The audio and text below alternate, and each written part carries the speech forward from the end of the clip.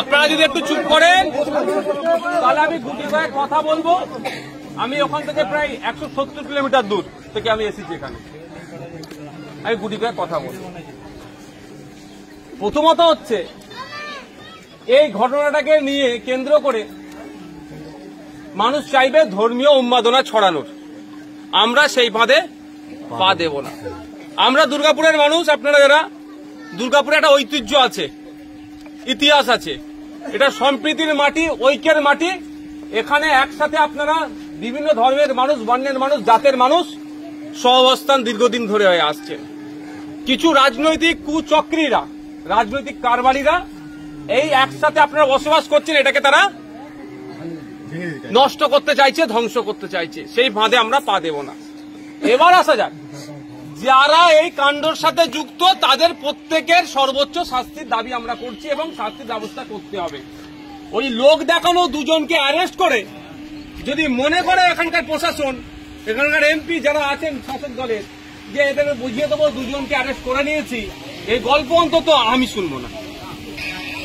যারা যারা যুক্ত ছিল, ধর্মীয় বিদ্বেষ ছড়ানোর চেষ্টা করেছে, যারা ওখানে বিদ্বেষ ছড়িয়েছে, যাদের কথাতে দুটো জাতের মধ্যে লড়াই যে কোনো টাইম লেগে যেতে পারত, ধর্মীয় স্লোগান বলতে বাধ্য করেছে এবং অকথ্য ভাষায় গালিগালাজ করেছে, যা তুলে নোংরা ভাষায় কথা বলেছে, এখানে কথা বলে শুনলাম যারা আছে এখানে বললো যতটুকু, তাদের বিরুদ্ধে আমরা আমাদের লড়াই আইনত লড়াই, লড়াইটা প্রশাসনকে দিতে হবে।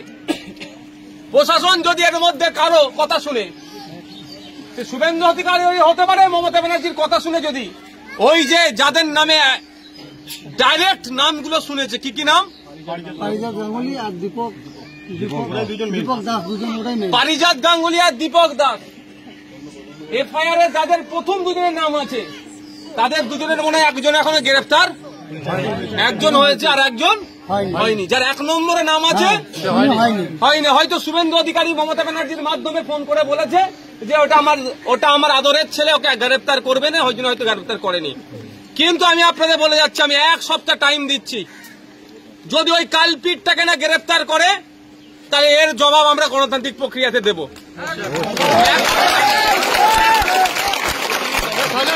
আমি 1 সপ্তাহ হিসেবে টাইম দিচ্ছি, প্রশাসনকে সময় দিতে হবে। প্রশাসন আমাদের চাইবো আমরা, তারা ন্যায় করবে।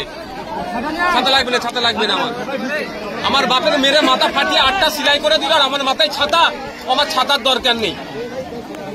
তা আমাদেরকে মাথায় রাখতে হবে, যারা ধর্মীয় উন্মাদনা ছড়িয়ে এলাকার মানুষকে উত্তপ্ত করার চেষ্টা করছে, এই সামাজিক ব্যাধিকে আমরা সমাজের সকল স্তরের মানুষকে নিয়ে প্রতিহত করব।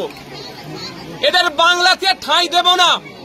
সম্প্রীতির বাংলা, ঐক্যের বাংলা, এই বাংলাতে যারা সম্প্রীতি বিনষ্ট করার চেষ্টা করবে তাদের বিরুদ্ধে আমরা এক হয়ে লড়াই করব।